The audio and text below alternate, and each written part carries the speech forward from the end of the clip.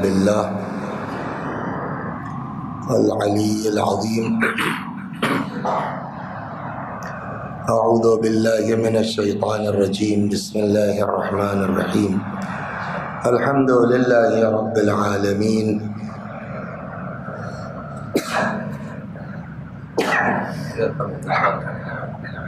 محمد وآل محمد صلوات.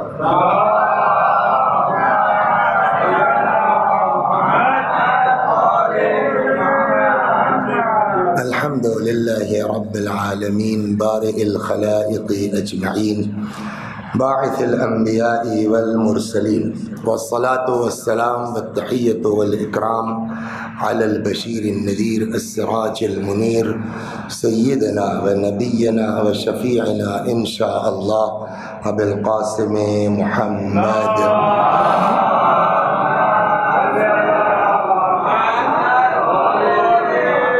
اللهم صل عليه وعلى أهل بيته مظاهر جلالك وجمالك واللعن على أعدائهم الشاكين فيهم المنحرفين عنهم أجمعين.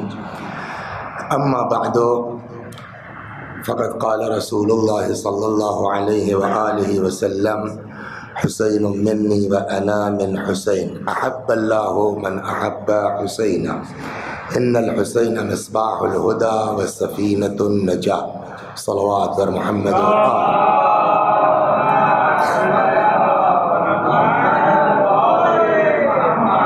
یہ حدیث مبارک جس کی تلاوت کی گئی ہے، ارشاد ہوتا ہے کہ حسین مجھ سے ہے اور میں حسین سے ہوں. اللہ اس سے محبت کرتا ہے جو حسین سے محبت کرتے ہیں. ان الحسین مصباح الہدی و سفینۃ النجاہ. حسین ہدایت کا چراغ ہیں اور نجات کی کشتی ہے.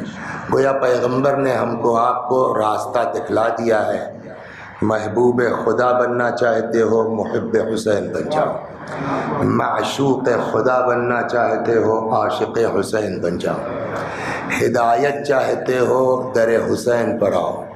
یعنی نہ بغیر حسین کے ہدایت مل سکتی ہے، حسین سفینہ نجات ہے، نہ بغیر حسین کے نجات مل سکتی ہے. حضرت سید الشہداء پہلے دن سے یہ گفتگو چل رہی ہے کہ امام حسین سلام اللہ علیہ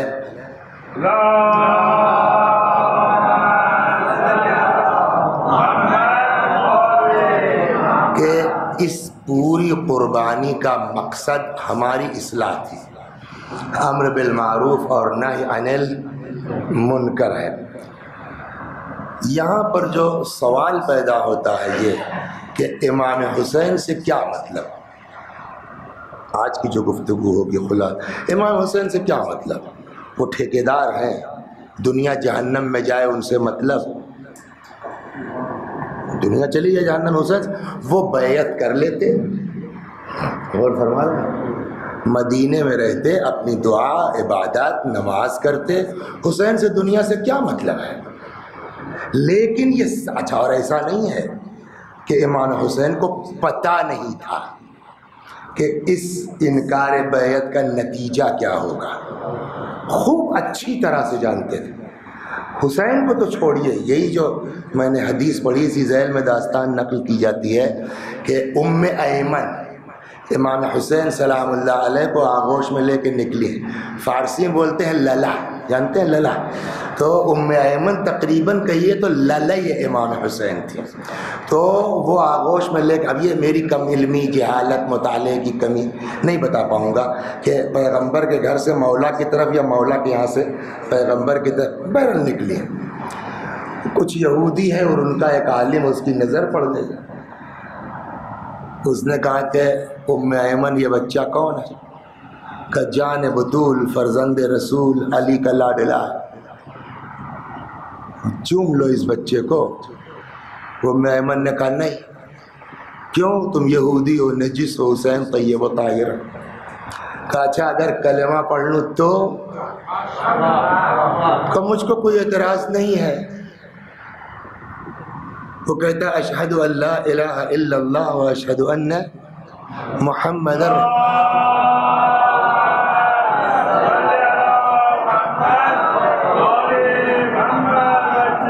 اب سمجھے پیغمبر نے کیا فرمایا؟ حسین ہدایت کا چراغ ہے، نجات کی کشتی ہے، ہادی اس کو کہتے ہیں کہ بچپنے میں یہودی دیکھ کے کلمہ پڑھ لے، قہر و غلبے کی بنیاد پر تخت حکومت پر بیٹھنے سے کوئی ہادی نہیں بنتا ہے۔ بات یہی ختم نہیں ہوئی، اس کے بعد رخ کرتا ہے آسمان کی طرف، خدا تو گواہ رہنا تیرے حسین کے ہاتھوں ایمان لایا ہوں۔ بات یہاں بھی ختم نہیں ہوئی، رخ کرتا ہے ان لوگوں کی طرف جو اس کے ساتھ تھے۔ جانتے ہو یہ بچہ کون ہے؟ کل کو میدان کربلا میں یہ بچہ اتنا پیاسا ہوگا، اتنا پیاسا ہوگا کہ زمین سے آسمان کے درمیان کی فضا اس بچے کی نگاہ میں دھوئیں کے مانند ہوگی۔ ایک یہودی امام کے بچپنے میں جانتا ہے، امام حسین کو پتہ نہیں تھا، اچھی طرح جانتا ہے۔ ام سلمہ نے روکا مت جاؤ، میں نے تمہارے نانا کی زبانی سنا ہے، تو اس کا مطلب ایسا نہیں کہ امام حسین نہیں جانتے تھے کہ میرے ساتھ کیا ہوگا۔ تو یہ سب جاننے کے باوجود امام حسین علیہ السلام کے لیے آسان کام تھا، یزید کی بیعت کر لیتے، چپ چاپ اپنے مدینے میں عبادت کرتے، دعا نماز کرتے، دنیا جہنم میں جائے، امام حسین سے کیا مطلب؟ کہا نہیں، یہی تم نے توجہ نہیں کی ہے۔ اب میں ایک آیت پڑھتا ہوں، دھیرے دھیرے چلتا ہوں، بہت لمبا نہیں، 2:15 بجے آپ کو چھٹی دے دوں گا انشاءاللہ، جس کو کام پہ جانا ہے کام پہ جائے۔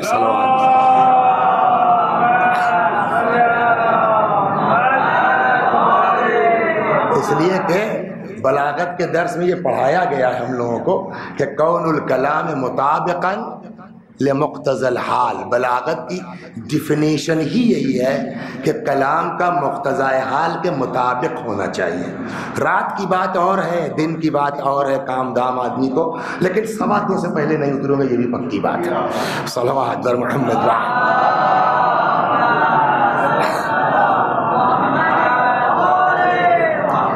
دیکھیے قرآن میں ایک آیت ہے، تو سوال سمجھ میں آ گیا نا کہ کیوں بیعت سے انکار کیا؟ قرآن میں ایک آیت ہے، ارشاد ہوتا ہے یا ایھا الذین آمنوا قوا انفسکم، یہ پورے 9 دن کا خلاصہ عرض کر رہا ہوں کہ اکیلے جو ہے وہ بڑے مومن ہو گئے، زکوٰۃ بھی دیتے ہیں، نماز بھی پڑھتے ہیں، غربا کی مدد، وہ انف نہیں ہے۔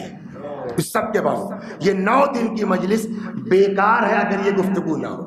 یا ایھا الذین آمنوا، اے صاحبان ایمان، قوا انفسکم، بچاؤ اپنے نفس کو، واہلیکم، اور اپنے نفس کے علاوہ اہلیکم، اپنے فیملی کو، اہل و عیال کو، اپنے والوں کو۔ کاہے سے بچاؤ؟ جہنم کی اس آگ سے جس کا ایندھن انسان ہے اور پتھر ہے۔ تو قرآن نے یہ نہیں کہا کہ اپنے آپ کو جہنم سے بچاؤ، صرف تم اکیلے نماز پڑھو کوئی بات نہیں ہے، روزہ رکھو، حج کرو، نہیں، جہاں اپنے کو بچا رہے ہو، اپنے ساتھ ساتھ فیملی کو، اپنی بیوی، اپنا بچہ، اپنا عزیز، اپنا رشتہ دار، جہاں البتہ ہر آدمی کی اوقات الگ الگ ہے، بھی عرض کر رہا ہوں۔ ایک آپ کو پہلے داستان سنا دوں جس سے اس چیز کی عظمت کا اندازہ، اور یہ بات پہلے دن سے چلی آ رہی ہے کہ وہ نماز ہو، روزہ ہو، ہر جگہ ایک چیز 9 دن میں ہماری یہ سمجھ میں آئی ہے کہ اللہ تنہا اپنی عبادت کو قبول نہیں کرتا۔ یہ تو طے ہو گئی نا بات۔ من صلی ولم یزکی، جو کوئی نماز پڑھے زکوٰۃ نہ دے، اس کا کیا مطلب ہوا؟ میری بارگاہ میں آؤ، میرے بندوں کا خیال نہ ہو، میں نماز قبول نہیں کروں گا۔ اگر کوئی کسی کو افطار کرواتا ہے، شب قدر جبرائیل اس سے مصافحہ کریں گے، اور جس سے جبریل مصافحہ کر لیں اس کا دل نرم ہوتا ہے۔ بجھاؤ جہنم کی آگ کو مومن کو افطار کروا کر کے۔ تو کہیں نہ کہیں بنی الاسلام علی 5، علی الصلاۃ والزکاۃ، نماز، زکات۔ تو جہاں بھی دین نے عبادت کی بات آئی ہے وہاں اپنے بندوں کی بات ہے۔ یہاں بھی کیا کہا قرآن نے؟ جنت سے بچنے جا رہے ہو، اکیلے مت بچو، اپنے لوگوں کو لے کے چلو۔ دیکھیے کہتے ہیں کنت ہم جنس با ہم جنس پرواز، کبوتر، آج تک آپ نے دیکھا کہ کبوتر کوے کے ساتھ اڑتی ہو؟ آج تک دیکھا آپ نے کہ طوطا جو ہے وہ بلی کے ساتھ رہتا ہو؟ تو جو جس ٹائپ کا ہے نا. لڑکے کی بارات گئی آپ کے انشاءاللہ، تو وہ اس میں جو ہے وہ 10-15 گاڑیاں، آج کل یہ بھی ایک اسٹیٹس بن گیا ہے، 25 گاڑیاں ہیں اور 30 گاڑیاں ہیں. تو وہ صاحب ایک ڈرائیور جو ہے معلوم ہوا جو ہے وہ اس محلے کا ہے، دوسرا کروت کا ہے، تو چوتھا فلاں جگہ کا ہے، پانچواں بمبئی کا ہے، چھٹا جو ہے وہ کہیں اور کا ہے. اور جب وہ آپ کی بارات پہنچ جاتی ہے، گاڑیاں ایک طرف ہو گئی، آپ دیکھیں کوئی کسی سے جان پہچانے، لیکن سارے ڈرائیور اکٹھا ہو جائیں. دیکھا نہیں دیکھا؟ کیوں؟ وجہ وہی ہے، کبوتر با کبوتر باز. تو جو جس ٹائپ کا ہوتا ہے اسی کے ساتھ ملتا ہے. پیغمبر، نبی خدا، رسول خدا، جو بھی نبی ہے اس کا ایم اور مقصد کیا ہے؟ انسان کو اللہ سے قریب کرنا. قربت خدا کی علامتوں میں سے ایک علامت یہ کہ خدا کی طرف سے کھانا آ جائے، جیسے جناب مریم کے لیے آتا تھا، ہے نا؟ یہ اللہ سے بہت قریب ہونے کی علامت ہے نا. کہتے ہیں کہ اندھا ہے، نابینا ہے، اس کے سینے پر کیا نام ہے تمہارا؟ فرشتہ دیکھا ہے؟ نہیں نا.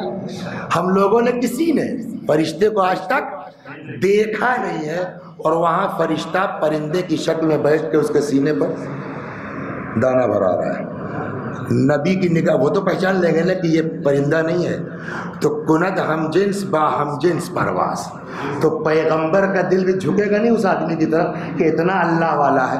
جناب موسیٰ جا رہے تھے مناجات کے لیے، نظر پڑ گئی تو دل جھکے گا، وہ اندھے کی طرف چلے گئے. اب وہ تو بیچارہ نابینا، کون صاحب؟ میں ہوں موسیٰ نبی خدا. کہاں کا مناجات کے لیے جا رہا ہوں. حضرت موسیٰ ان انبیاء میں ہے کہ جن کو مناجات میں رپلائی آتی تھی، معلوم ہے مناجات میں جن کو. ایک دن جناب موسیٰ نے پوچھا، اللہ جب تو خوش ہوتا ہے تو کیا کرتا ہے؟ سن لیجیے، بہت مزیدار ہے. اللہ جب تو خوش ہوتا ہے تو کیا کرتا ہے؟ خدا نے کہا اس دن لڑکی پیدا کرتا ہوں، خوش ہوتا ہوں لڑکی دیتا ہوں. اور کہ اس دن بارش کرتا ہوں، یعنی بارش کا نزول بھی اللہ کے. اسی لیے روایات میں ہے کہ بارش کے وقت انسان کو دعا کرنی چاہیے. خوب 3 جب خوش ہوتا ہوں تو اس کے یہاں مہمان بھیج دیتا ہوں. صلوات تو موسیٰ علیہ السلام وہ ہے جن سے خدا سے رپلائی آتا. ایک دن کہنے لگے پروردگارا یہ بتا کہ جو صلہ رحم کرے گا اس کے ساتھ تو کیا کرے؟ ویسے انشاءاللہ آج میں چلا جاؤں گا، یہ منحوسیت میری دور ہو جائے گی، اب نہیں کٹے گی اس کے بعد سے انشاءاللہ. صلوات بر محمد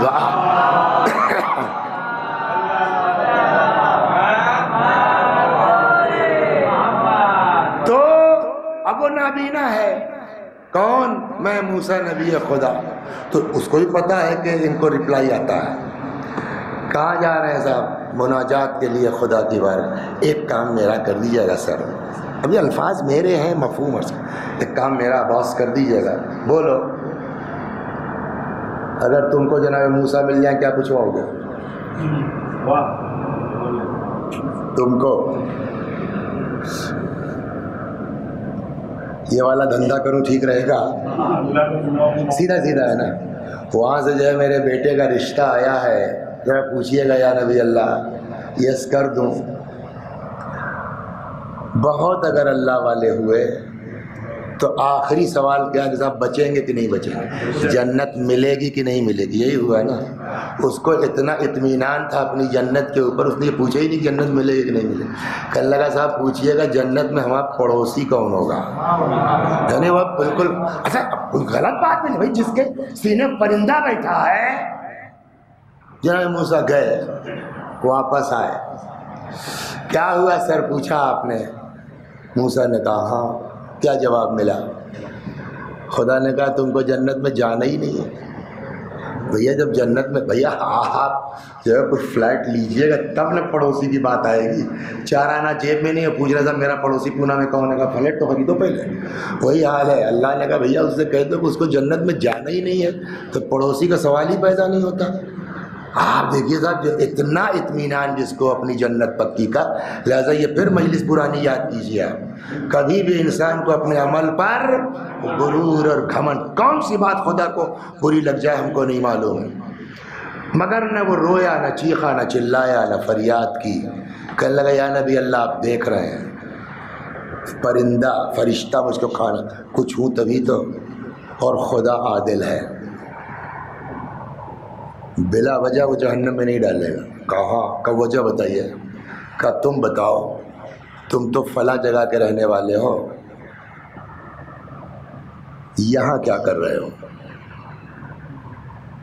انہوں نے کہا تھا ہمارے گاؤں والے, ہمارے بستی والے سب بے دین تھے, لا مذہب تھے, نہ اللہ نہ نبی نہ دین نہ ایمان.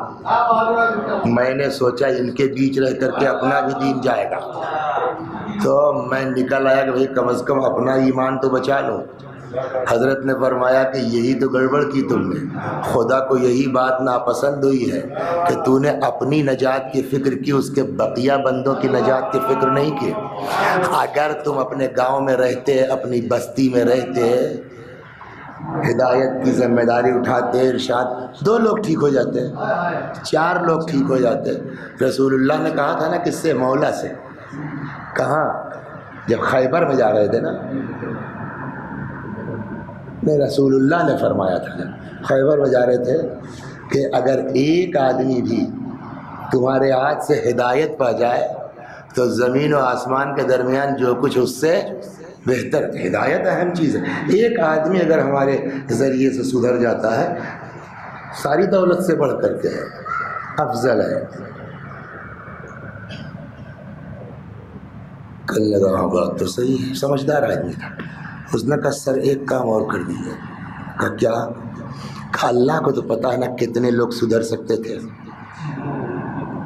کتنے لوگ ٹھیک ہو سکتے, وہ جانتا ہے نا. سب کو معاف کر دے, پورے میرے گاؤں والوں کو, سارے یزدیوں کو معاف کر دے, اسلامیہ والوں کو, سوق والوں کو, دہدشت والوں کو, معبود والوں کو. یہ اس لیے کہہ رہا ہوں سارے لوگ میرے ساتھیوں میں سے ہیں اس اتفاق سے. صلوات پر محمد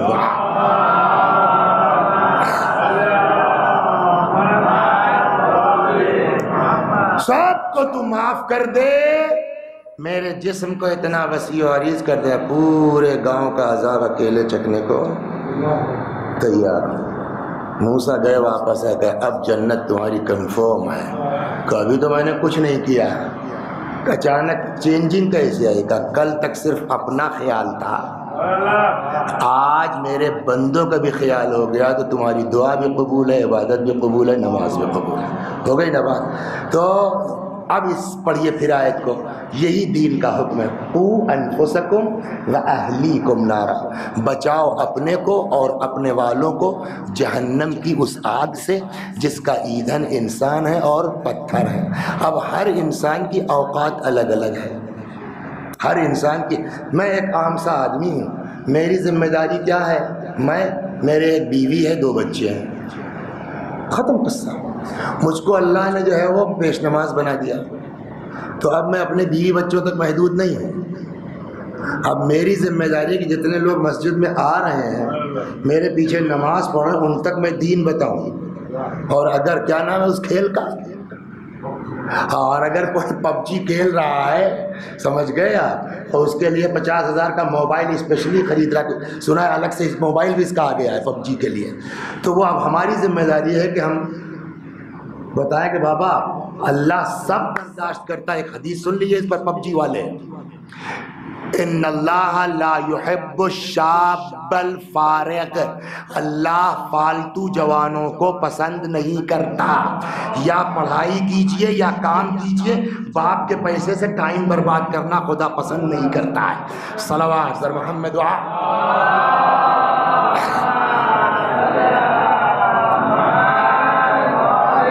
یہ پیشانی پہ جب ہم گیم کھیلنا شروع کریں موبائل کا نا, تو پیشانے کے اسٹیکر کی طرح اس حدیث کو چپکا لیجئے، ان اللہ لا يحب الشاب الفارغ، فالتو جوانوں کو اللہ پسند نہیں کرتا ہے۔ صلوات بر محمد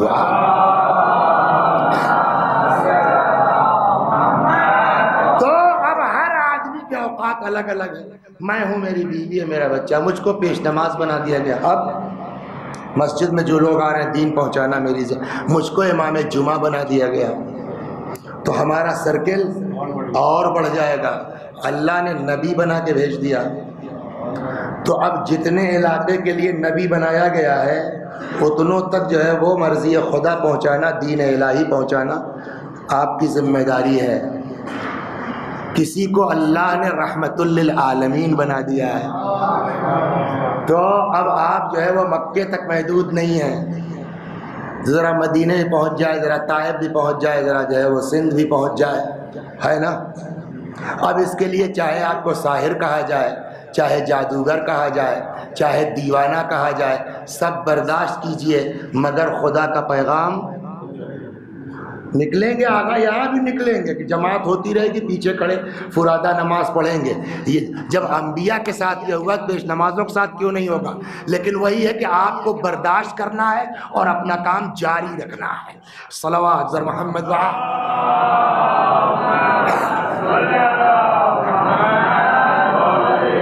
تو اللہ نے رحمت للعالمین بنا دیا، تو آپ مکے تک محدود نہیں ہے، ساری دنیا تک دین پہنچانا آپ کی ذمہ داری ہے۔ اور اگر آپ کا ٹائم پورا ہو گیا، یہ بھی سن لیجئے، اور اگر آپ کا ٹائم پورا ہو گیا اور خدا نے کہا واپس آئیے، تو آپ اتنی آسانی سے واپس بھی نہیں جا سکتے۔ صلوات بر محمد، سن لیجئے، آپ اتنی آسانی سے واپس بھی نہیں جا سکتے۔ اشہد ان محمد الرسول اللہ، ترجمہ کیجئے۔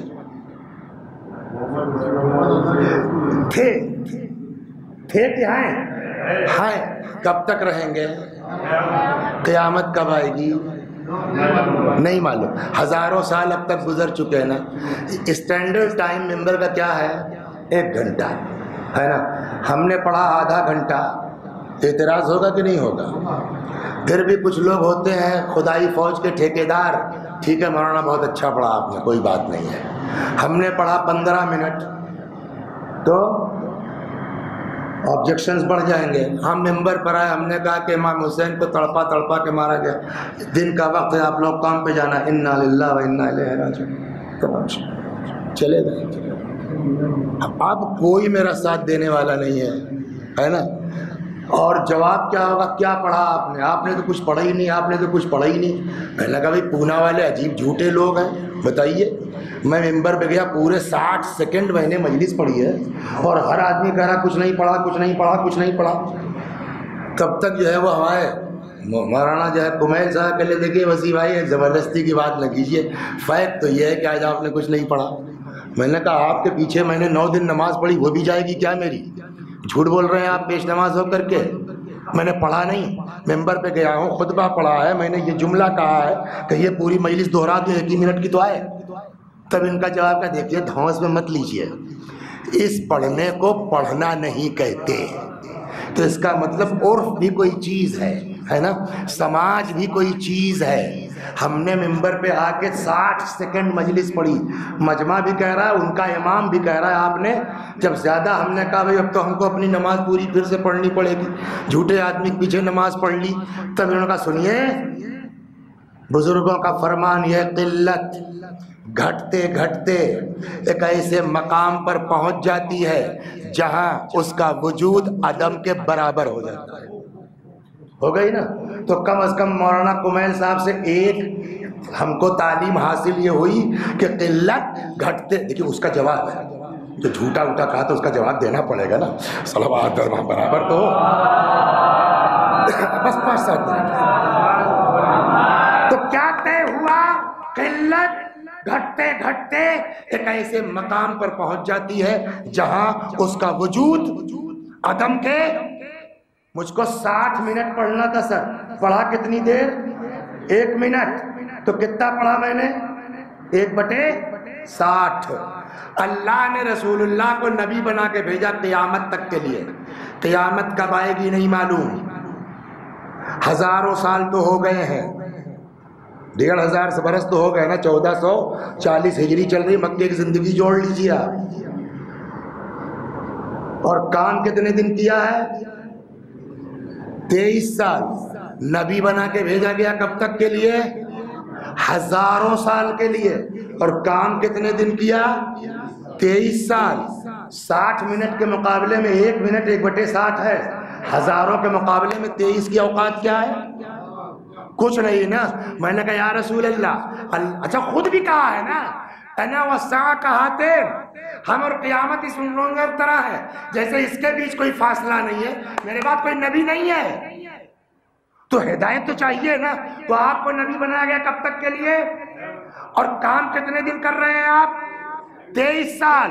یا رسول اللہ، یا تو قیامت تک رہیے اور ہدایت کا کام انجام دیجئے، اور اگر نہیں جا رہے ہیں تو کوئی ایسا انتظام کر کے جائیے کہ جن کا قول آپ کا قول، جن کا فعل آپ کا فعل، جن کی سلو آپ کی سلو، جن کی جنگ آپ کی جنگ۔ عجب نہیں پیغمبر کہیں تو، اور نہیں کیا تو؟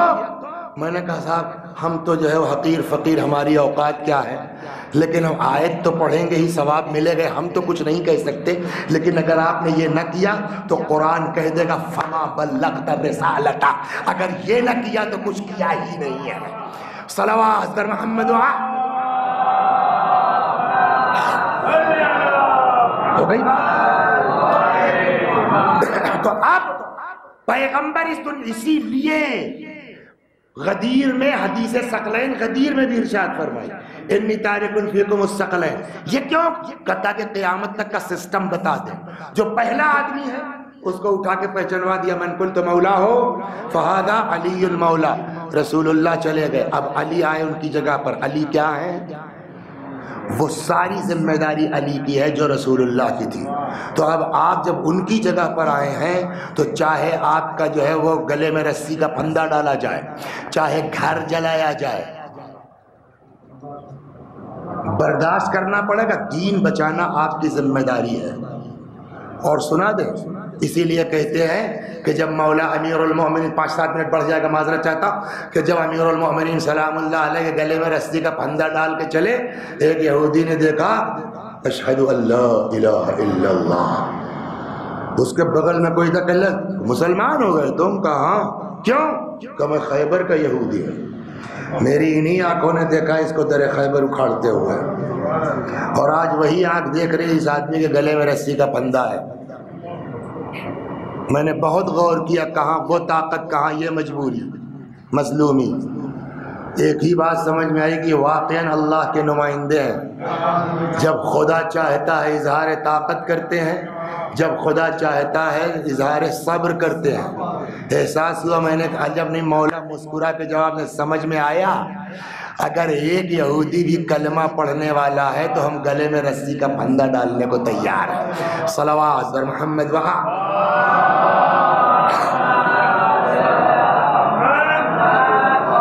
یہاں تک آپ آ گئے، بس ختم کی میں نے۔ اب آئیے آپ کو ایک حدیث سناتا ہوں، پہلے قرآن پڑھیے پھر سے۔ کیا کہا قرآن نے؟ یا ایھا الذین آمنوا قوا انفسکم واہلیکم، بچاؤ اپنے کو اور اپنے اہل و عیال کو۔ اب آئیے پیغمبر کی ایک حدیث ہے، فرماتے ہیں انا وعلی ابوا هذه الامہ، ہم اور علی اس امت کے باپ ہیں، تو ہماری ذمہ داری، ہم، ہماری بیوی، ہمارے 2 بچے، لیکن پیغمبر پوری امت کے باپ ہیں، علی پوری امت کے باپ ہیں۔ اب علی اس دنیا سے چلے گئے، امت بے باپ کی ہے؟ امت میں کوئی باپ ہے؟ کہا جیسے علی اپنے زمانے میں امت کے باپ تھے، جو امام وقت ہے وہ امت کا باپ ہے۔ اور میں اپنی جیب سے نہیں کہہ رہا ہوں، آپ یتیموں کے بارے میں جب پڑھیں گے تو وہاں یہ روایت یتیم نوازی، یہ ثواب، یہ ثواب، یہ ثواب، اس بعد روایت کہتی ہے وَأَشَدُّ مِنْ هَذَا الْيَتِيمِ یتیم انقطع عن امامہ، اور سب سے بڑی یتیمی یہ ہے کہ انسان اپنے امام سے منقطع ہو جائے۔ اور اس کے بعد پھر یہ روایت ہے کہ اس وقت اگر کوئی ان کی کفالت کرتا ہے، ان کو دین بتاتا ہے، تو وہ گویا یتیم کی پرورش کر رہا ہے۔ اب سمجھے مراجع کی عظمت کیا ہے۔ صلوات بر محمد و ایتام آل محمد کی نگرانی فرمائے۔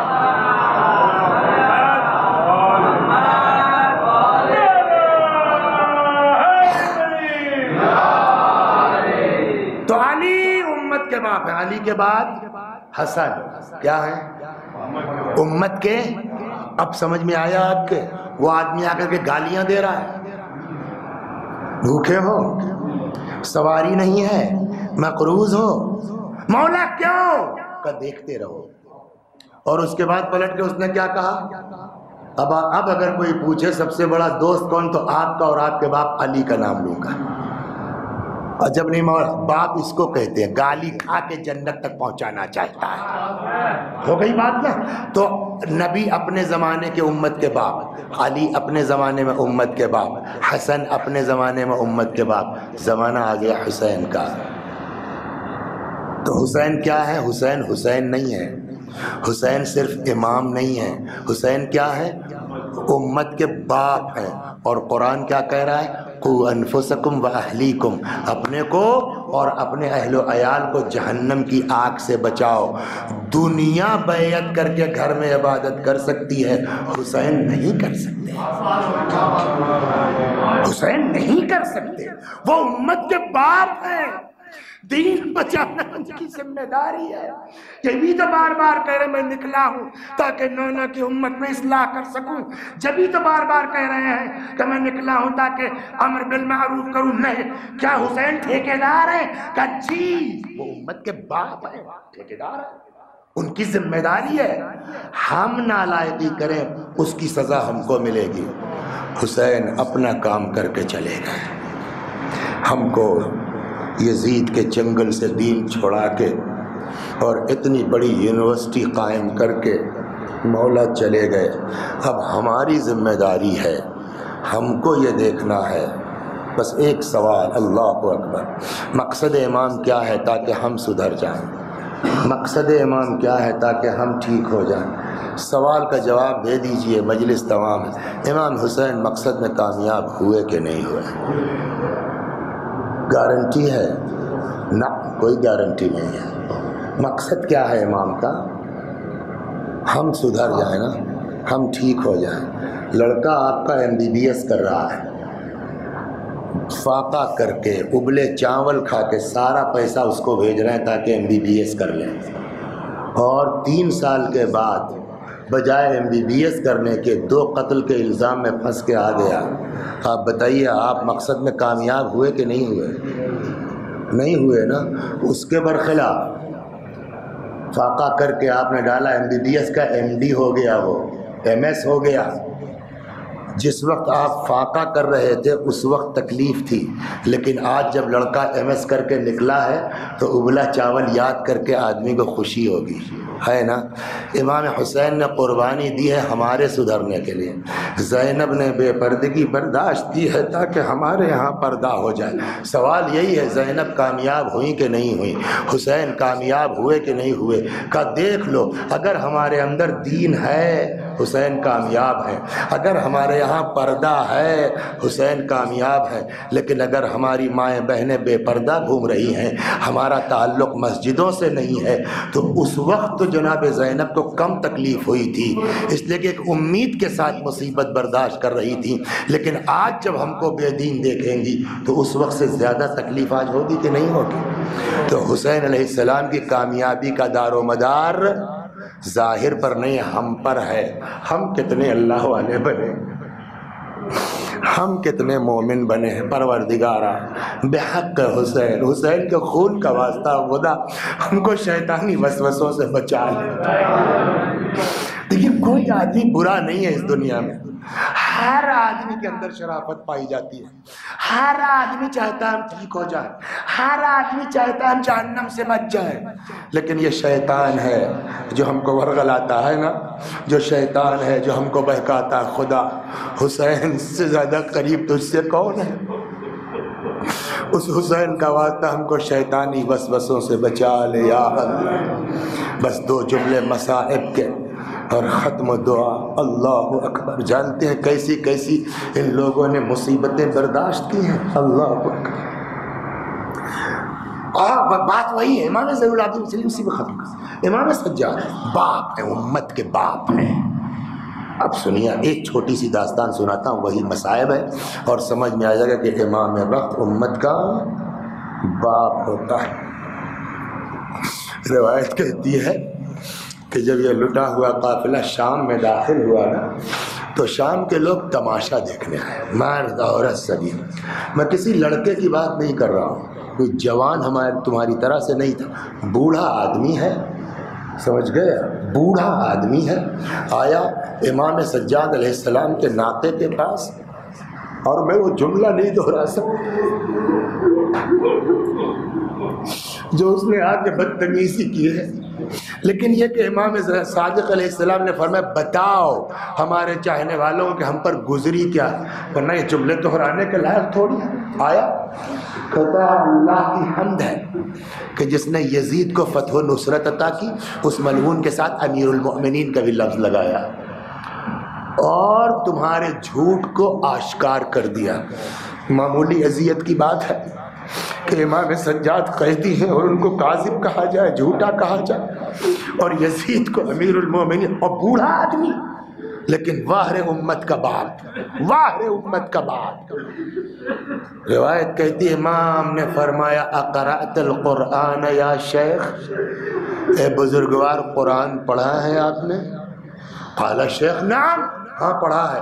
اقرأت هذه الآية قل لا أسألكم عليه أجرا إلا المودة في القربى؟ قال الشيخ نعم، ہاں۔ فنحن القربى یا شیخ، وہ قربہ ہم ہیں۔ اقرأت هذه الآية واعلموا أنما غنمتم من شيء فلله خمسه وللرسول ولذي القربى، جب بھی تم کو کچھ مال ملے اس میں خمس ہے اللہ کے لیے، رسول اللہ کے لیے، قربہ کے لیے۔ کہاں کا قربہ ہم ہیں۔ اقرأت هذه الآية وآت ذا القربى حقه، قربہ کا حق دے دو۔ معلوم ہے قربہ کون ہے؟ وہ قربہ ہم ہیں۔ پھر فرمایا قرأت هذه الآية انما يريد الله ليذهب عنكم الرجس اهل البيت ويطهركم تطهيرا، اس آیت کو پڑھا ہے؟ قال الشیخ نعم، ہاں پڑھا ہے۔ کہا ہم وہی اہل بیت ہیں بھیا جس کی طہارت کا اعلان قرآن میں ہے۔ وہ بوڑھا آدمی ہکا بکا، ارے ان کے بارے میں قرآن کیا کہتا ہے، ہم نے کیا کہا؟ آپ انصاف سے بتائیے، ایک بد دعا کا ہاتھ اٹھا دیتے مولا، مولا کو معمولی صدمہ نہیں ہے۔ امام حسین کی شہادت کو نہیں کہا کچھ، اکبر کی شہادت کا ذکر نہیں کیا، کربلا کا ذکر نہیں کیا، یہیں کا ذکر کیا۔ جب لوگوں نے پوچھا سب سے زیادہ تکلیف کہاں پہنچی، تو فرمایا الشام الشام الشام۔ تو یہ تکلیف کے مواقع یہی ہے نا، جب سب سے زیادہ تکلیف پہنچی ہے تو یہ بھی ایک موقع ہوا یہ تکلیف والا۔ امام اگر بد دعا کے لیے ہاتھ اٹھا دیتے، وہ بوڑھا وہیں پتھر بن جاتا نہ بن جاتا، لیکن کتنے پیار سے امام نے کہا قرآن پڑھا ہے بزرگوار آپ نے، یہ آیت پڑھی ہے؟ اور وہ کہتا گیا جی ہاں جی ہاں، اور امام کہتے گئے میں ہی وہ ہوں، ہم ہی وہ اہل بیت ہیں۔ آخر میں کہتا ہے قسم کھاؤ تم لوگ وہی ہو۔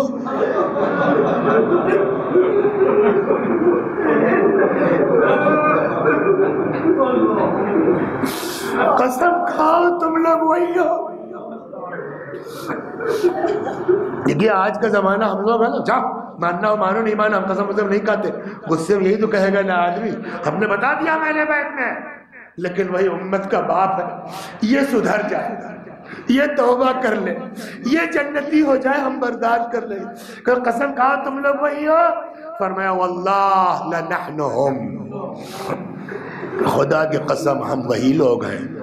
اب اس کو احساس ہوا، ایک ہور بنایا تھا حسین نے کربلا میں، دوسرا ہور یہ ہے وہ آتا ہے آگے کہتا ہے حل لی توبہ یا ابن رسول اللہ، یا پیغمبر کے فرزند، اے فرزند رسول خدا میں معاف ہو جاؤں گا اسی انداز سے جیسے امام نے کربلا میں کہا تھا، کہا ہاں ہاں توبہ کر، اللہ قبول کرنے والا۔ روایت کہتی فبلغ یزید ابن معاویہ حدیث الشیخ فعمر فقتل، یہ کلمہ یہ بات یزید ملعون تک پہنچی، اس نے حکم دیا، وہ بیچارہ قتل کر دیا گیا، لیکن قتل تو ہو گیا، کس عالم میں قتل ہوا؟ عشق اہل بیت میں، توبہ کر کے، محبت اہل بیت میں۔ اب سمجھے امام وقت امت کا باپ ہے، وہ سب برداشت کریں گے، کاہے کے لیے؟ ہم سدھر جائیں، ہم ٹھیک ہو جائیں۔ پروردگارا بحق حسین ہم کو توبہ کی توفیق عنایت فرما، ہمارے گناہوں کو بخش دے، ہمارے ماں باپ کے گناہوں کو بخش دے، ہمیں اعمال صالحہ کی توفیق کرامت فرما، جب تک زندہ ہیں در اہل بیت سے وابستہ رکھ، مرنے کے بعد جوار معصومین میں جگہ کرامت فرما۔ اللہم صل علی محمد وآل محمد، اللہم صل علی محمد وآل محمد، اللہم صل علی محمد وآل محمد۔ اعوذ باللہ من الشیطان الرجیم، بسم اللہ الرحمن الرحیم، الحمد للہ رب العالمین، الرحمن الرحیم، مالک یوم الدین، ایاک نعبد و ایاک نستعین، اہدنا الصراط المستقیم، صراط الذین انعمت علیہم غیر المغضوب علیہم ولا الضالین۔ بسم اللہ الرحمن الرحیم، قل هو اللہ احد اللہ الصمد، لم یلد ولم یولد لم یکن له کفوا احد۔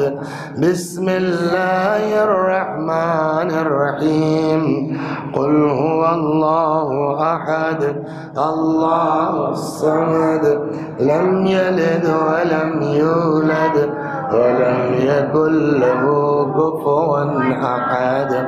بسم اللہ الرحمن الرحیم، قل هو اللہ احد اللہ الصمد، لم یلد ولم یولد ولم یکن له کفوا احد۔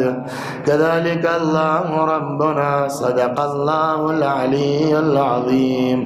اللہم صل علی محمد وآل محمد، اللہم صل علی محمد وآل محمد، اللہم صل علی محمد وآل محمد، وعجل فرجہم واحشرنا معہم۔ پروردگار ہماری اس عزا کو قبول فرما۔ یا اللہ اس سورہ حمد و توحید و صلوات کا ثواب جملہ مؤمنین و مؤمنات، مخصوصاً وہ محبان علی جن کو کوئی ایصال ثواب کرنے والا نہیں ہے، اور اس بس میں موجود ہم سب کے بزرگوں کی روحوں کو پہنچا دے، ان کے گناہوں کو بخش دے۔ وآخر دعوانا ان الحمد للہ رب العالمین۔